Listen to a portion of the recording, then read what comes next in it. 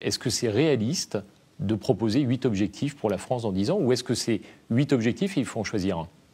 Je ne pense pas qu'il faille en choisir un. Je pense que le diagnostic qu'on fait, c'est que les Français ont une image brouillée de leur présent et de leur avenir. Ils ont besoin, sur un ensemble de sujets, d'y voir plus clair, de voir quel est le cap.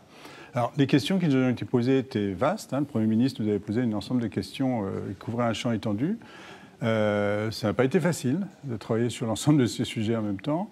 Mais je ne le regrette pas, parce que, vous savez, prenez par exemple, vous avez dit les questions institutionnelles, les questions politiques. Ce n'est pas dans le genre de sujet que normalement des économistes ou des gens qui sont spécialistes des questions sociales abordent. En même temps, est-ce qu'on peut ignorer cette dimension? Est-ce qu'on peut ignorer aujourd'hui, quand on parle de l'avenir de la France, le fait qu'il y a une défiance considérable à l'égard des politiques, qu'il y a quelque chose de brisé dans la démocratie française, dans le rapport des citoyens avec leurs élus?